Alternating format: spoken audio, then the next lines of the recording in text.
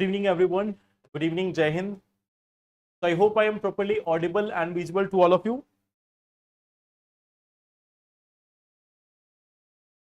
Good evening.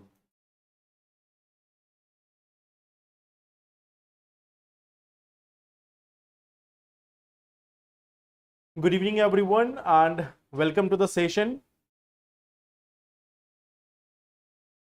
So I guess I am properly audible and visible to all of you.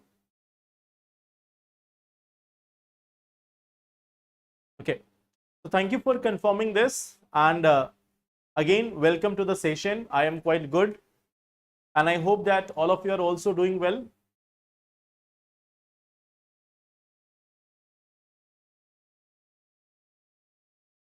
Okay. So last day we were talking about some of the topics like we have discussed about the issues with respect to this e-voting which was introduced in Bihar. Then we have discussed about this kombucha tea also. We have discussed about other related topics. Now in today's session, the topics which we are going to discuss, one of them is employment linked incentive scheme. So this is one of the part of economy which we are going to discuss in today's session. This is a part of economy, employment linked incentive scheme, which we are going to discuss in today's session. The second topic which we are going to discuss is from the section of geography, or you can say it is also part of your environment. Here we have this one section, cloud burst.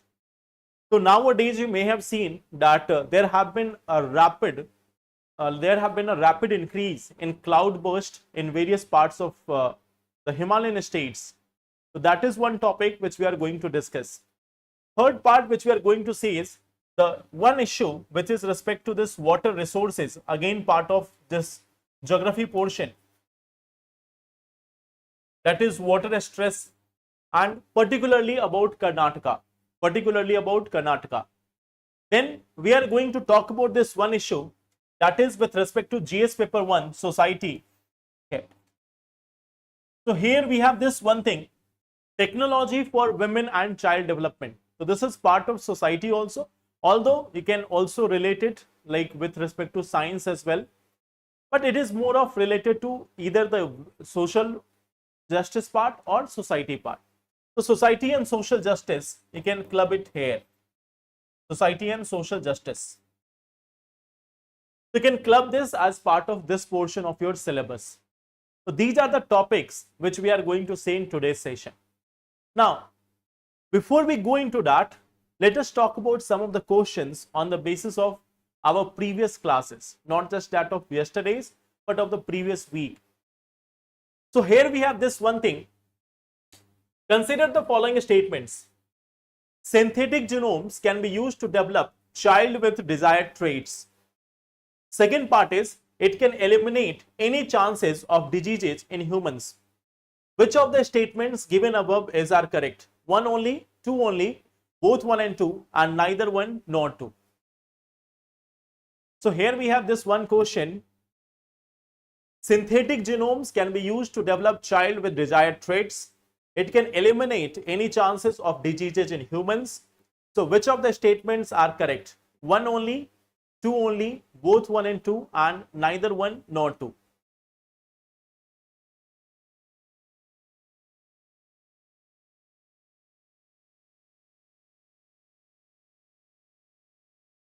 A option, okay, I think yes, most of the people have gone for option number A, so that is correct also. A option is correct one here. Synthetic genomes can be used to develop child with desired traits, that is correct. But here it is saying that it can eliminate any chances of diseases in humans, so that is an incorrect statement. So second option is incorrect, first one is correct, hence the answer A option. Consider the following statement. A registered, unrecognized political party is eligible for tax exemption. All RUPP, means registered, unrecognized political party, also get a common symbol during elections. All registered, unrecognized political party also get a common symbol during election. So here we have question number 2.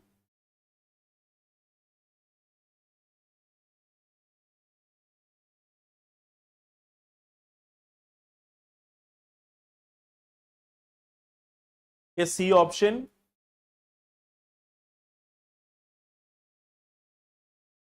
A C option and B option.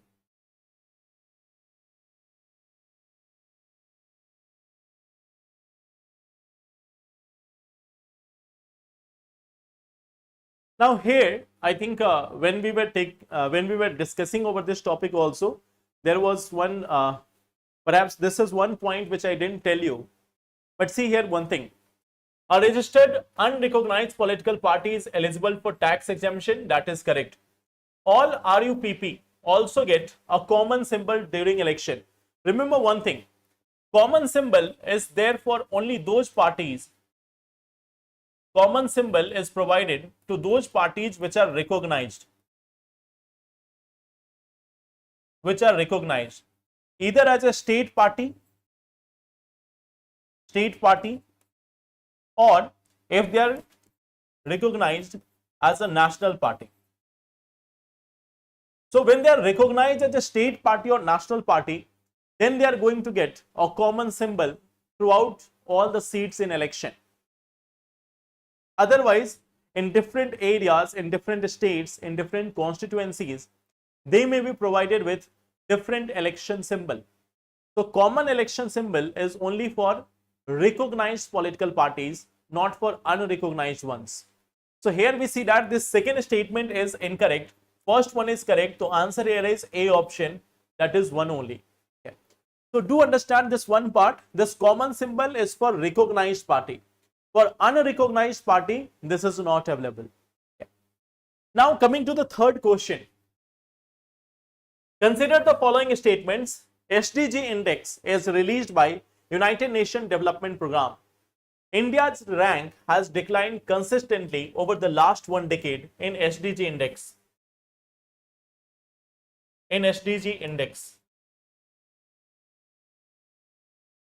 Which of the statements given above are not correct? Okay.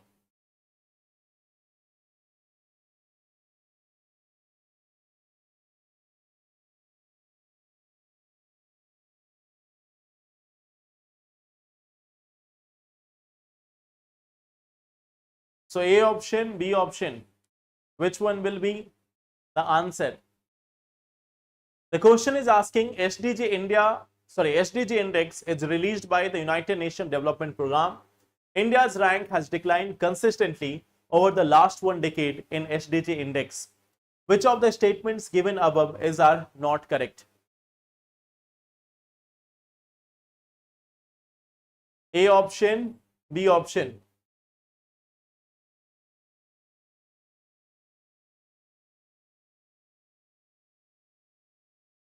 A option and B option. Okay. SDG index. Can you tell me who is releasing this? SDG index. Can you tell me who is releasing this? It is not United Nations Development Program. It is not this United Nations Development Program. So who is releasing this SDG index?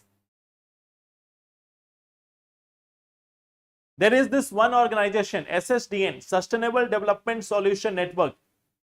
The Sustainable Development Solution Network, it is responsible for providing, SSDN, it is responsible for releasing this SDG index. Okay. Sustainable Development Solution Network, it is providing this SDG index. So here we have this first option as incorrect one. Second, we have seen India's rank has improved, so it is not consistently declining. Both of them are incorrect. So answer here is going to be C option. Here the question is asking about not correct. So answer here is going to be option number C. So Sustainable Development Solution Network is releasing the SDG India index, and India's rank has been improving in this. Recently we have seen India's rank has come to 99. Okay. So here the answer is option number C, that is both 1 and 2. They are both incorrect statement. So now we are coming to this one part. There is one more information for you that recently I have got messages from some of you that registration for Adhyan batch was not available for 1 or 2 days, but now it is available on the website. Okay. So those who want to enroll in the Adhyan batch, they can just visit the app or the website. From there, you can register here. Okay. So here we are having these 3 classes per week. Okay. So in this part, we are having 3 classes, and we are covering current affairs from January 25 to mains 2026. Okay.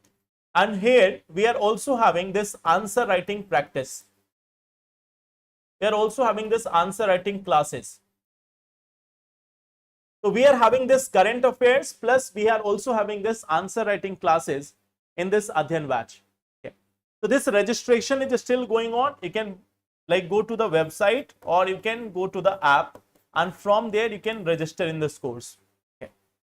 Now,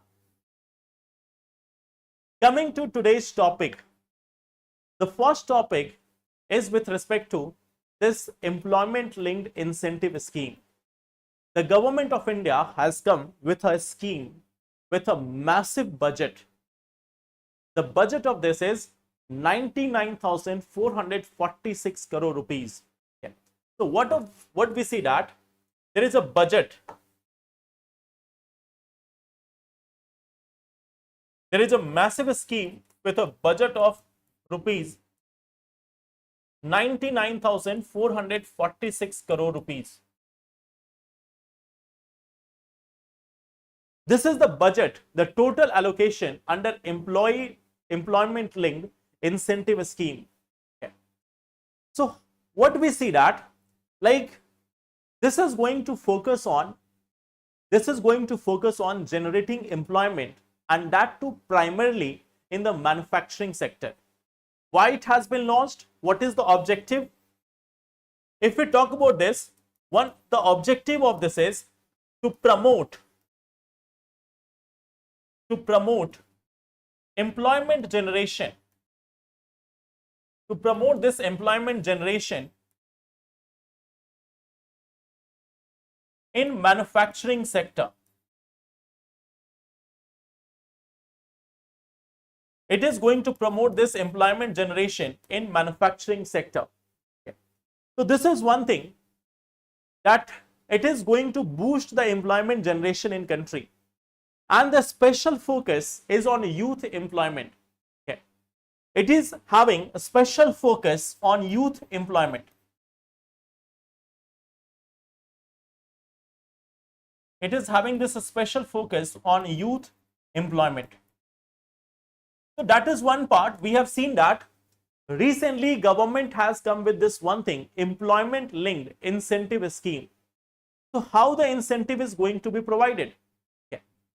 Now suppose that if any company is adding a first time employee, means if they are hiring someone for the first time, then 1 month's wage, the wages of 1 month up to 15,000 rupees will be provided by the government as incentive. Okay.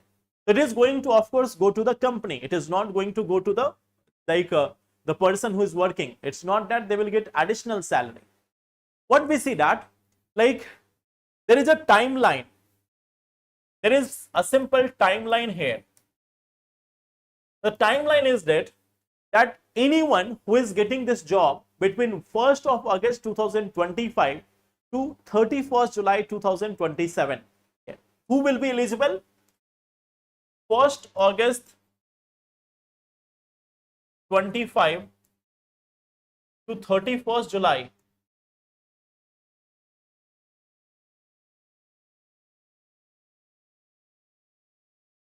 So, jobs created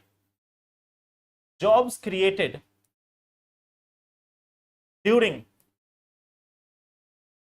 this 1st of August 2025 to 31st July 2027, there is going to be an incentive. There is going to be an incentive up to rupees 15,000. Okay. So what we see that 1 month's wage, 1 month's wage up to rupees 15,000 to be provided as incentive.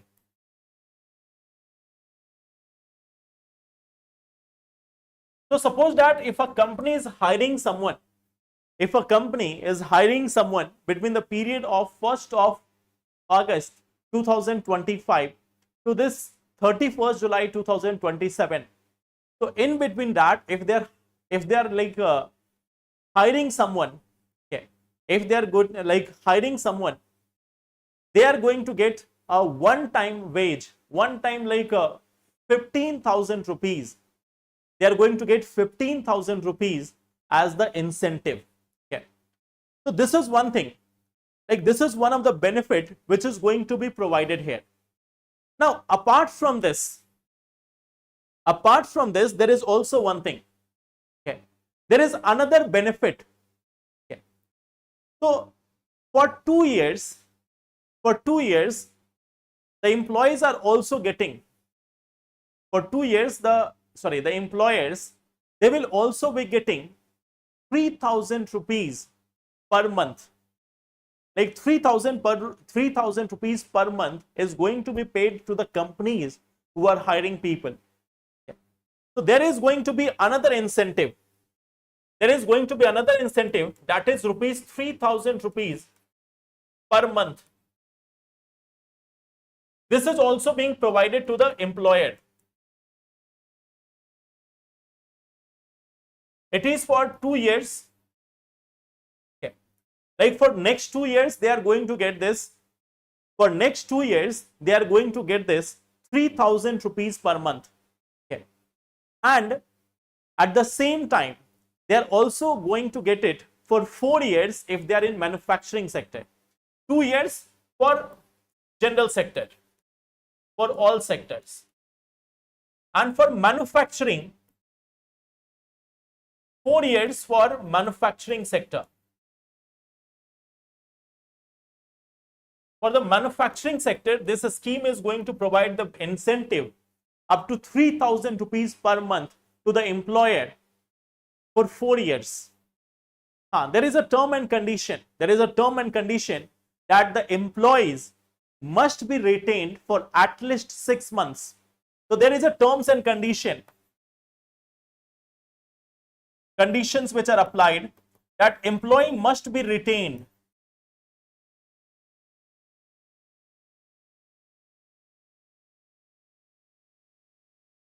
for at least 6 months. So suppose that if a company is hiring some new employee and they are keeping them for 6 months, so what benefit they are going to get? First of all, 15,000 rupees, up to 15,000 rupees incentive for like 15,000 rupees incentive for the employees. Sorry, for per employee. 15,000 rupees, up to 15,000 rupees per employee. The second part is like 3,000 rupees is going to be provided per employee. This is going to be provided per employee for 2 years. Okay. For 2 years, 3,000 rupees per employee. Okay. And for the manufacturing sector, it is going to be like extended up to 4 years. It is going to be extended up to 4 years. Okay. So that is one benefit for the manufacturing sector. Now there is a terms and condition that the employees must be retained for at least 6 months, and salaries of the employees should not be exceeding rupees 1 lakh per year. So those who are having salary less than 8,000 per month, they will come under this category. Okay. Those who are having salary less than 8,000 per month, generally 8,000 per month, they will get the benefit of this scheme. Okay. So that is one limitation, that it is not for everyone. It is not for everyone. In this employment linked incentive scheme, if the salary of the employee is less than 1 lakh rupees per year, then the company can get this 3,000 rupees per month per employee for the next 2 years. So this is one thing, like it is expected that this is going to boost the income. This is going to boost, like if we talk about the benefits, This is going to boost employment generation. It is going to boost the employment generation. Okay. It is going to boost economic activities.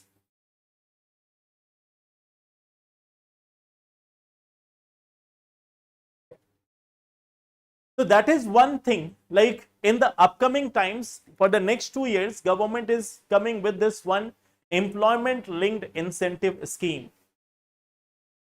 So it is not like the employees who are there, they are getting any direct income. The income of the employees will remain same. In fact, it will be on the lower side. The benefit is in actually for the employers. The benefit, if you look at this, it is actually for the employers, that for every employee, they are getting incentive. So they will generate more and more employment in order to get the benefit from the government. That is the intention of the government, that government wants more employment in the economy. So they are going to incentivize the employment generators. They are going to incentivize the employment generators. So that is one of the scheme of government with respect to employment generation. Okay.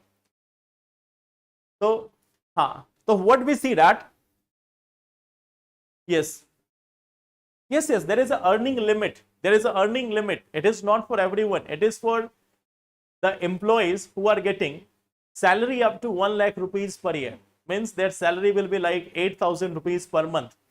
Okay. So here what we see that there is a limitations on this, that who will be actually getting the benefit. It's not that everyone is going to get the benefit of it. Even if someone is having a salary of 15,000 per month, that means yearly his salary will be 1,80,000. So that employee will not also come under this part. Okay. So this is one thing. It is going to have some benefit. It is going to have some benefit for the employers, for the businesses. Okay. It is going to have, like especially the smaller industries which are there, they are going to get the boost. Okay. And we have seen that in recent times there has been a lot of discussion. There has been a lot of discussion about poverty line in India. There has been a discussion about poverty line in India, about the declining employment level. So what we will see that in the upcoming few years, this may lead to creation of around 2 crore jobs in India. This may lead to this creation of 2 crore jobs in India. But then, okay, then what we see that many of the trade unions and many of the labor unions, they are saying that it is just going to benefit the employer. What they will do is, they will just like convert the informal worker into the formal sector. They will be paying the same amount of salary to the labor, and on the other hand, they will get incentive from the government also. So that is one part, that new jobs which is being promised, that new jobs are going to be created. It is not like that. Plus they are also saying this, that it is that violation of minimum wages, 8,000 rupees per month. It means it is going to be less than even 300 rupees per day. So that is going to be a violation of this minimum wages act also. Okay. So that is one part, how much is being provided. Okay. So here we have this one scheme, employment linked incentive scheme. Now coming to the second topic.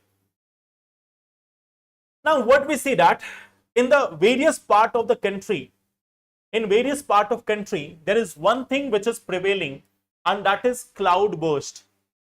Okay. There is one thing which has been prevailing in various part of the country, and that is cloud burst. Okay. So what exactly is cloud burst? Like we have discussed it multiple times, still we are going to discuss about this one more time. So this is something which is called as localized heavy downpour. It is localized heavy downpour. Okay. And what we see that mostly common in, this is something which is mostly common in hilly areas. Mostly it is common in hilly areas. Now the thing is, why are we having this cloud burst? Why are we having this cloud burst? So there is a process. Let us try to look into this. Okay. Suppose that we have a mountain in some areas. Now we know that when the air is rising, when the air will rise, it is going to create the clouds over here. The rising air is going to create the cloud over here.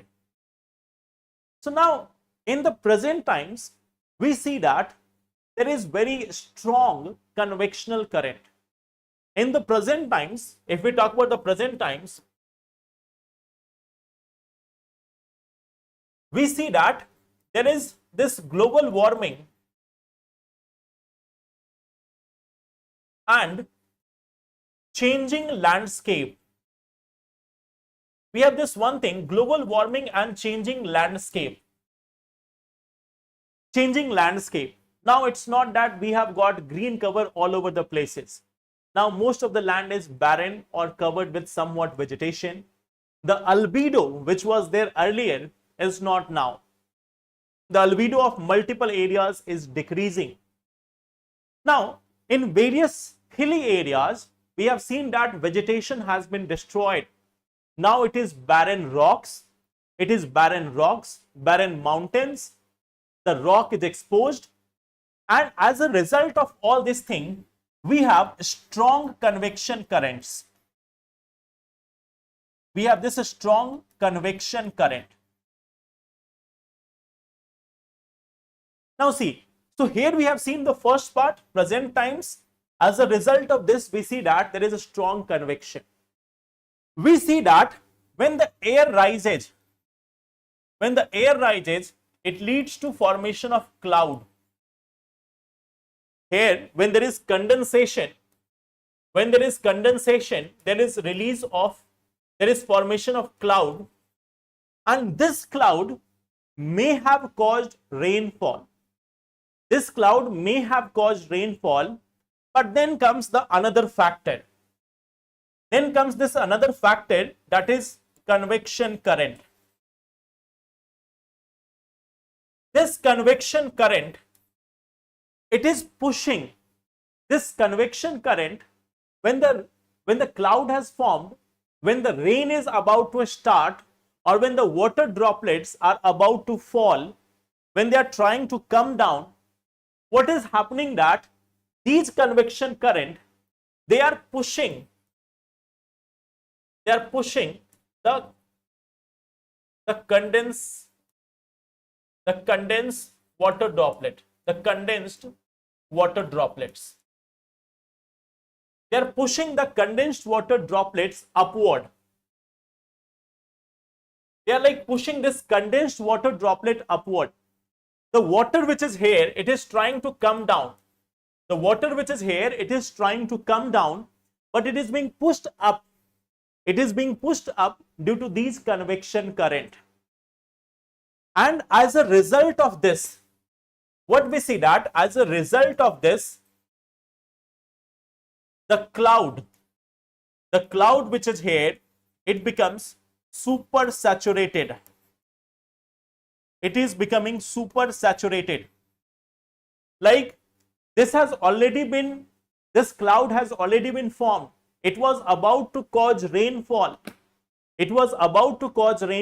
But it has been pushed up. It has been warmed. The condensation has been like delayed.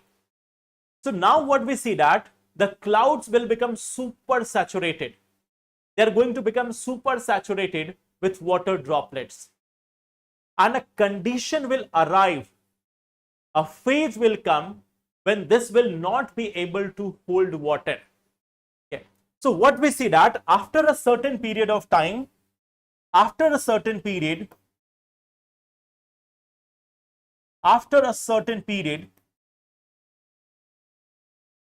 the entire water will come down.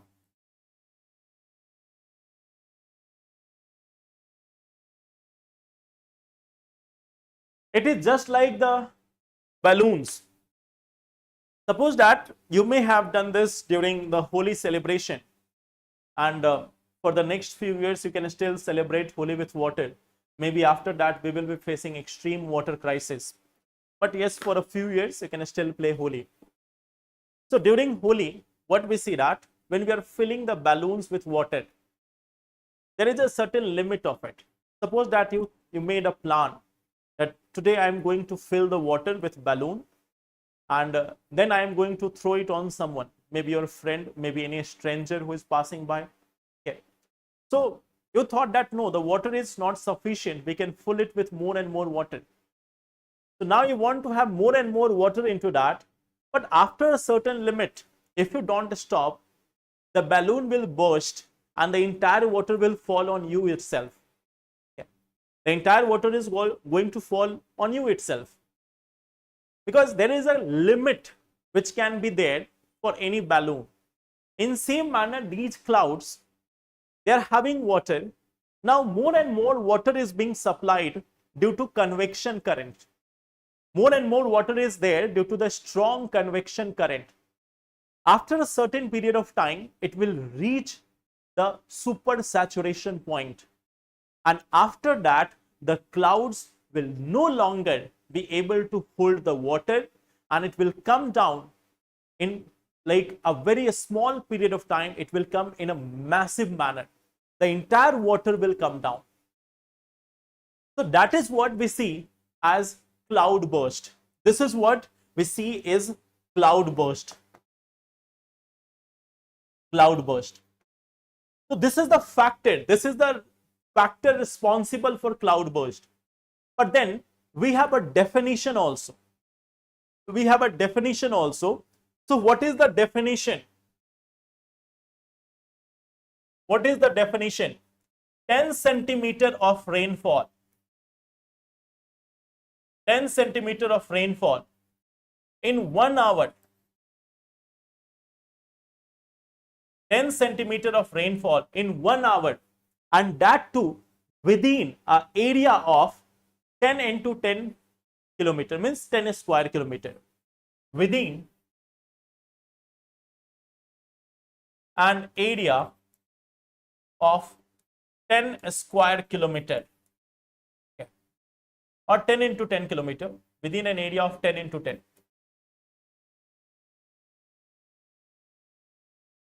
Within an area of 10 kilometer into 10 means 100 square kilometer, approximately 100 square kilometer. So if there is a rainfall of 10 centimeter in 1 hour over an area of about 10 into 10 kilometer, so that is what we call as cloud burst. Or there is another part, even if there is like 5 centimeter in 30 minutes over 5 into 5 kilometer, so that is also considered as cloud burst. Okay. So in any case, we have this one standard definition: 10 centimeter of rainfall within 1 hour into 10 kilometer area. So this is what we call as the cloud burst. This is what we call as cloud burst. Okay. So we have seen why it is being caused. Why it is being caused. Now, what is the challenge? What is the challenge? When these cloud bursts are there, what can be the possible challenge?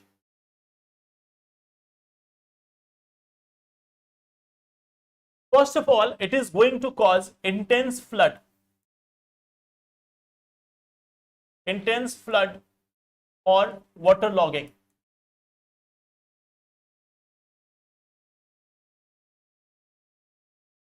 In the hilly areas, it can also trigger landslides. It can also trigger landslides. It can lead to like destruction of dams. It can also cause this glacial lake outburst flood. Glacial lake outburst flood. So all these things may happen in these areas. There can be intense flood or waterlogging. There can also be triggering the landslides. It can also cause destruction of dams. It can cause this glacial lake outburst flood also. And related with that, there is going to be enormous loss of life and property. Okay. So it can cause loss of life and livelihood. Life, property, livelihood.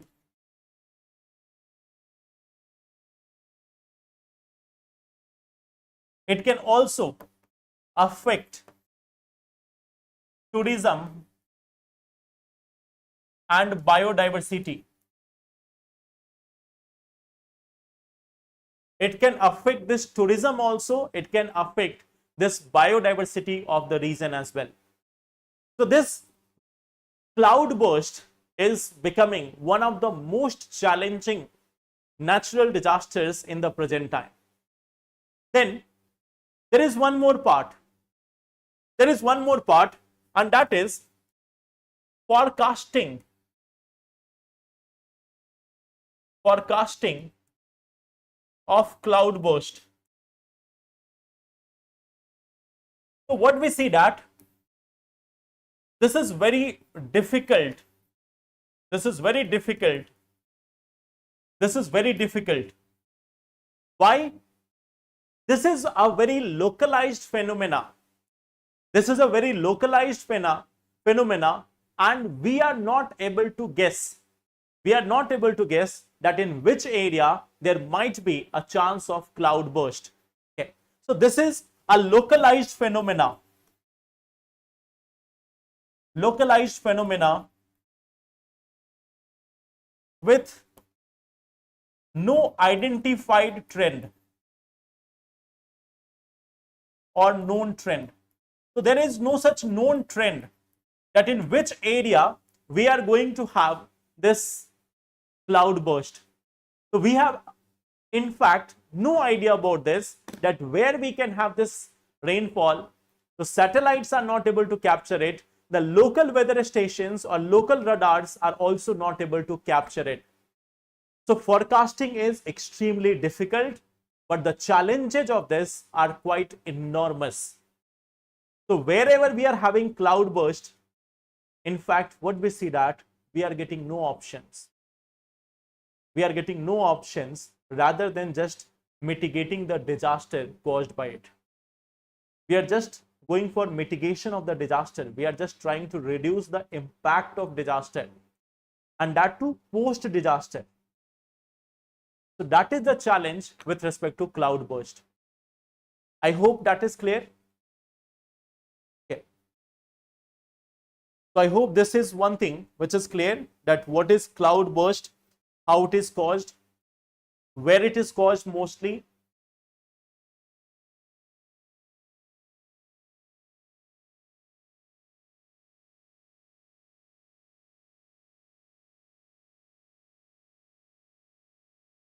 Agricultural loss can also be there, correct? So this is our second part, that is cloud burst. Okay. Now we are coming to the next portion. The next portion is about groundwater crisis in Karnataka. Okay. We have this one groundwater crisis in the state of Karnataka.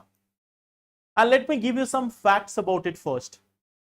What we see that, like, there is one thing called as borewell. So borewells are used for groundwater extraction. So what we see that in 2001, the average depth of borewell, it was 183 meter. But in 2011 to 2021, it has come to 321 meter. So what we see that the average depth of functional borewell,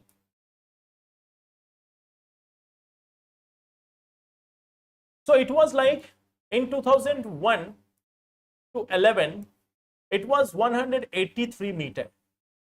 But from 2011 to 21, now it has come to 321 meter. So what we see that it has almost become double. It has almost become double. So that is one part. At the same time, we see there is another part. Okay, 55% of all wells. Okay, in there is 55% of all wells in a particular region. Okay, we have this one part. Okay, we have this one part Aralu Village. Okay, we have this Aralu Village. Okay, so 55% wells have failed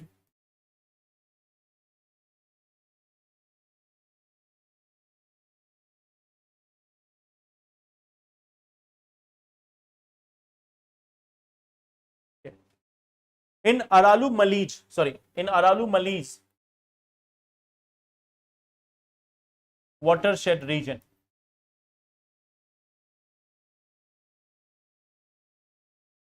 So this is one part. That average depth of functional borewell, it has increased to 321 meter. Whereas 50%, 55% of wells, they have dried or they have failed in this Aralu Malij area. Okay. What we see that 70% of drinking water well, they fail within 1 decade. 70% of drinking water well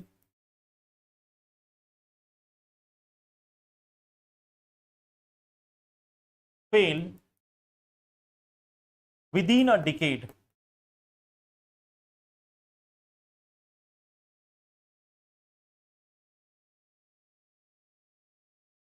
So what we see that, and this is not only about Karnataka, this is in fact about the peninsular India. What we see that in most of the part in Deccan Plateau region, the groundwater level is declining. We have already seen from the Niti Aayog report that we have got around 600 districts of India having some sort of water stress. We have around 60 crore population in India, that is facing water scarcity, severe water scarcity, 60 crore population of India. So we are having this water crisis. And in peninsular India, especially in Karnataka, what is the issue? In this part, if we talk about Karnataka, most of the area is there in Deccan Plateau. Most of the area which is here, it is in Deccan Plateau region. In Deccan Plateau region, if we look at this, it is made up of hard rock. This is the area of basaltic rocks. Here we have basalt and granite. Okay, they are made up of hard rocks. Granite and basalt. They are made up of hard igneous rocks, granite and basalt. And these rocks, they have low porosity.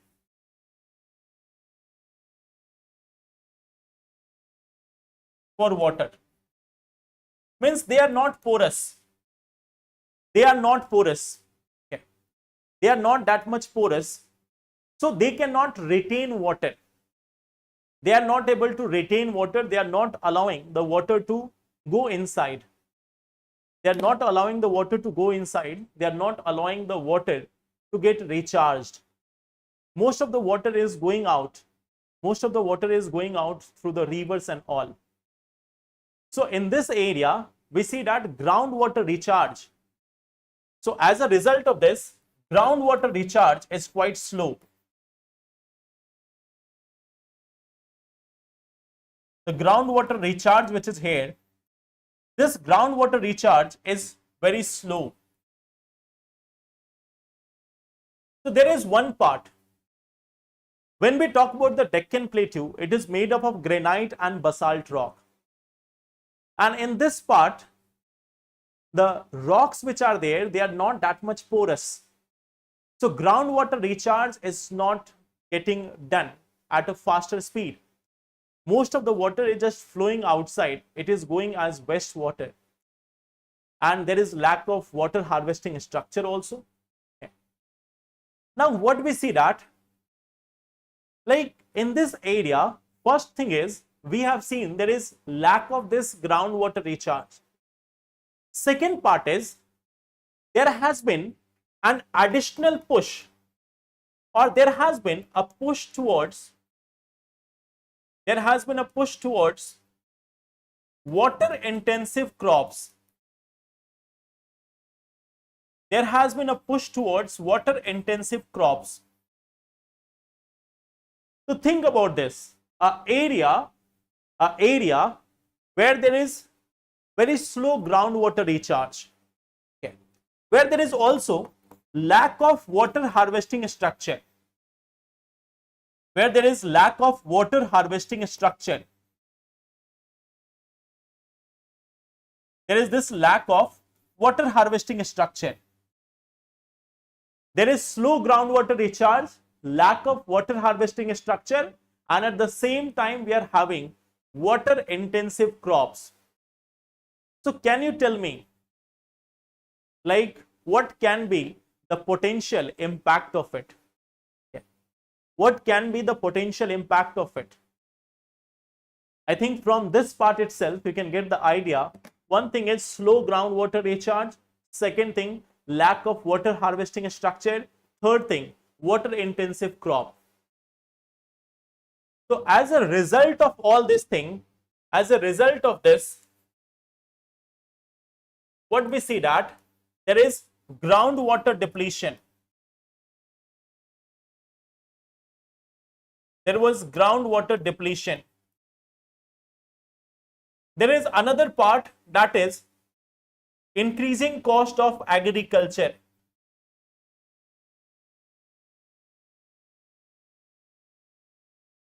There is increasing cost of agriculture. The third part which we see that,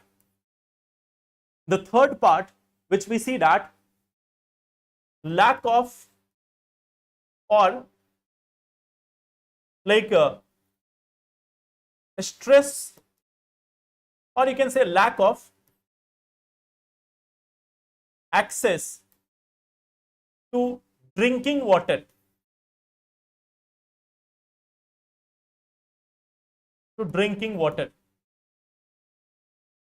And all of these things are going to do what? These all things are going to intensify the interstate water dispute. These all things are going to intensify interstate water dispute.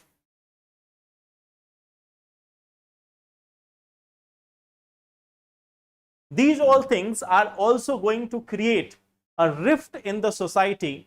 We have seen that multiple times people are fighting over water. So we have to identify the root cause and we have to plan accordingly. If an area is not suitable for water intensive crops, then we have to diversify it. If an area is not suitable for groundwater recharge, we have to create water harvesting structures. So instead of going for them, what has been the government's push in this area? They have been providing free electricity for irrigation. So there has been a short-term approach, a short-term vision of the government with respect to water crisis in this area.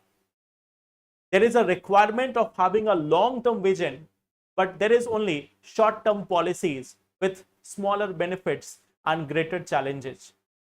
So this is one thing, but it is not the story of Karnataka only. Water stress is not the story of Karnataka only. We have more than half of the districts of India having water stress. And the regions are almost similar. The geography may vary. In some areas, we may have porous soil, but then water intensive crop, too much of exploitation of groundwater is causing water stress in even water abundant areas. We have the water stress in even water abundant areas. So that is the challenge. Okay. I hope this is clear.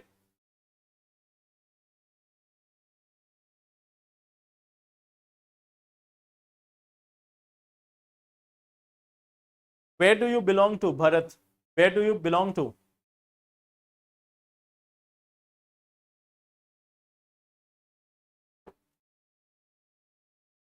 If you are having like if you are having wells and all, it may have this it may have this rainwater harvesting. It may have this rainwater harvesting also.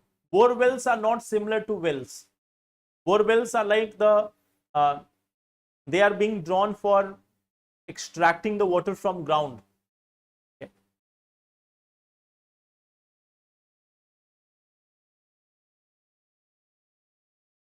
So in areas where we have ponds, in areas where we have lakes, where we have canals and all, so their groundwater recharge is there. But in various other areas, what we see that where there is lack of water harvesting structures, there is this problem of sinking groundwater level, okay, and water stress. And the Dwarka district of Gujarat is different from these areas. Okay. So that is different from these areas. So in some areas, of course, we are having water recharge. In some areas, it is good. But in other areas, especially in this Marathwada areas or this area of Vidarbh, Bundelkhand also to some extent, Baghelkhand also. Then we have regions of Deccan Plateau region. Yeah. So in these areas, there is scarcity of more and more scarcity of water. Now, coming to the next article. Coming to the next article, and that is about this one editorial. Okay. That is about this one editorial. And from here, we are just extracting the important schemes. We are just extracting the important schemes which has been provided by the government. Okay. So, over the period of time, this article has been written by Union Minister of Women and Child Development. So, it is basically from government side. Okay. This editorial in the Hindu has been written by or has been provided by Ministry of Women and Child Development. Okay. So here, as you can see from the title, using tech to empower women and children. So that's why even our topic is same, technology for women and child development. So we are going to see what schemes has been there as per the government, as per this article. So there is one thing called as Saksham Anganwadi initiative. Saksham Anganwadi scheme. Under this Saksham Anganwadi scheme, what we have seen is that there has been modernization. There has been modernization of 2 lakh. There has been modernization of 2 lakh Anganwadi centers.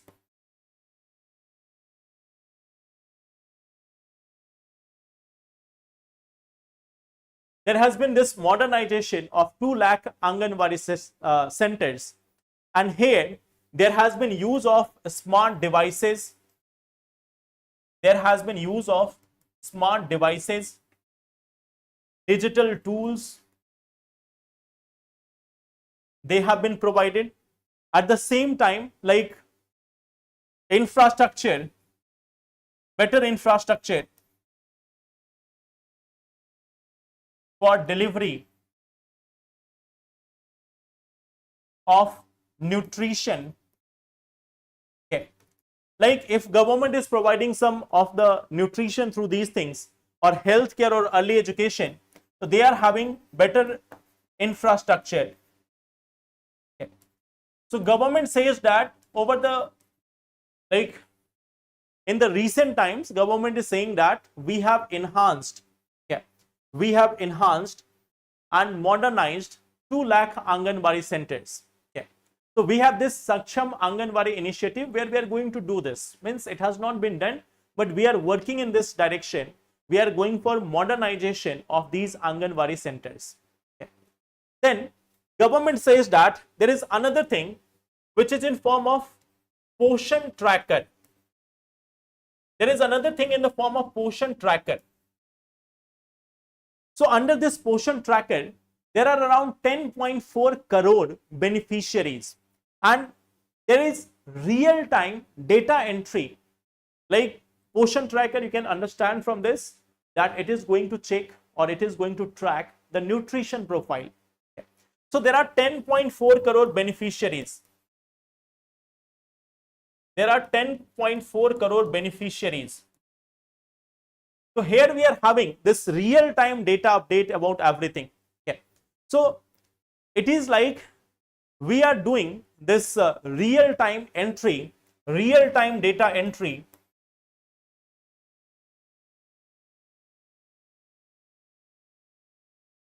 for nutrition profile. So that is also one of the initiative. And in fact, it has even won the PM Award for Excellence in Public Administration in 2025. Yeah.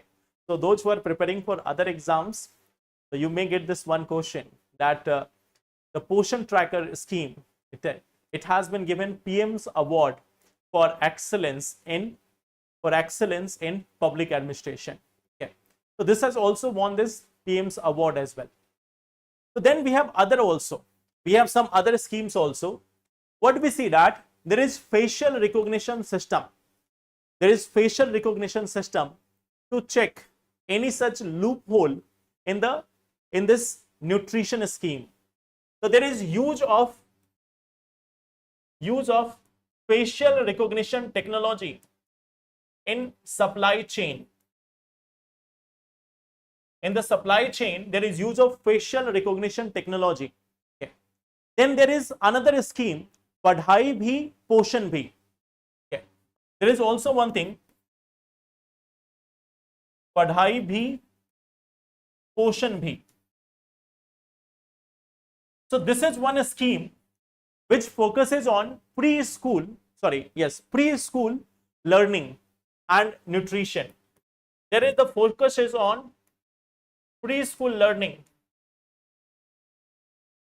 through digital module.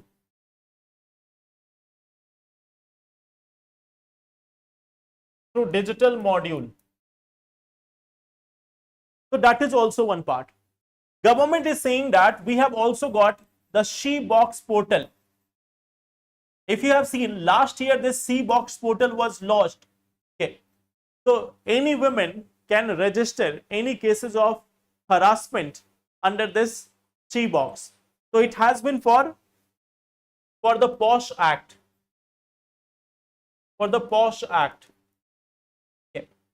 So we have this She Box. So any women who is working at any place, they can register any complaint of sexual harassment at workplace through the She Box portal. Okay. Then we have also the Mission Shakti dashboard.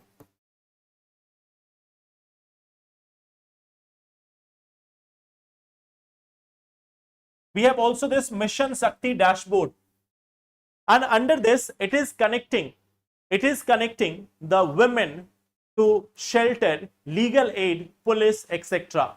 Okay. So it is connects women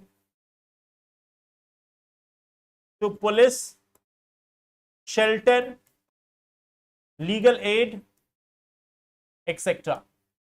So that is also one of the initiative. Then there is also Carings portal.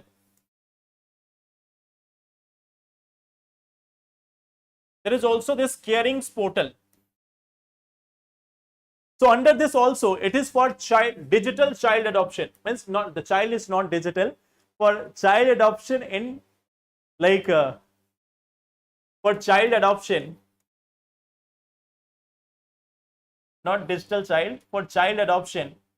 And here basically it is like integrating digital tracking. Integrating digital tracking.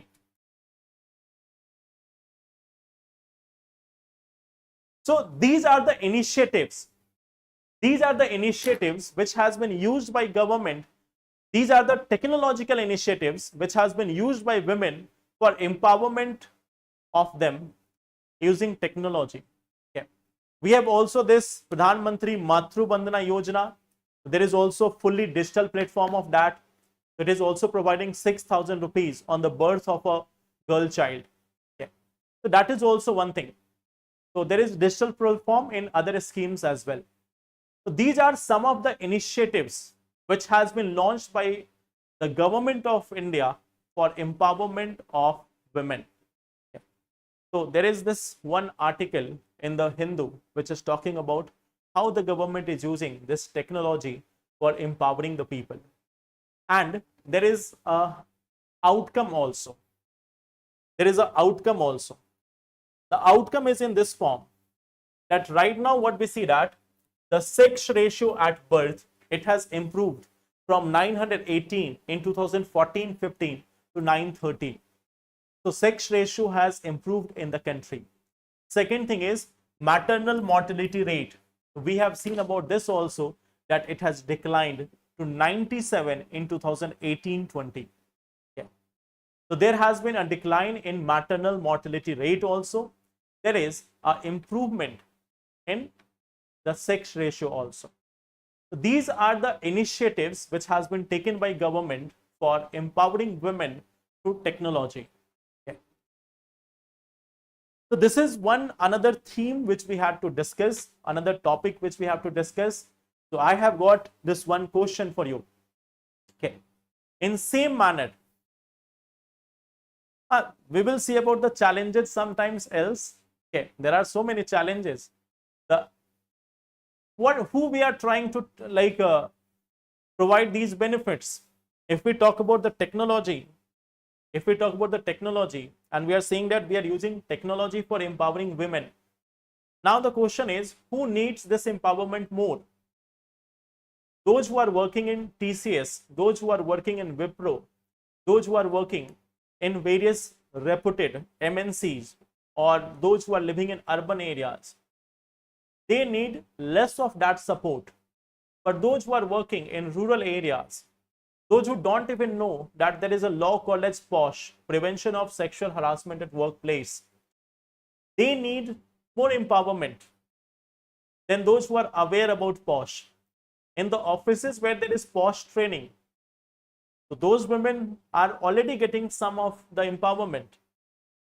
But there are a large number of women in India who are not even knowing that there is something called as POSH. They are not even aware that there is some law like that. So if they are getting harassed, is the digital tool going to help them? First of all, we have to make them that much empowered that they can understand that what laws, what rights they have.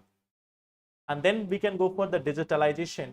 Then we can go for the digital empowerment. So that remains one of the major challenge, that our target beneficiaries are quite limited. Our target beneficiaries are quite limited. So that is the challenge. Now this is one question for you. I think all of you can answer that.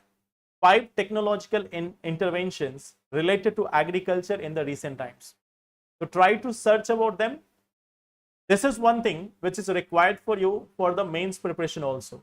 You need these technical interventions in terms of women also, in terms of youth also, in terms of science also, in terms of environment also, in terms of agriculture also, economy also, governance also.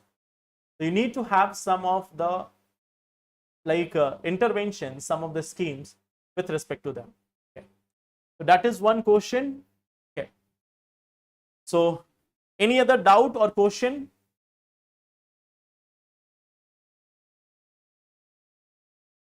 Okay.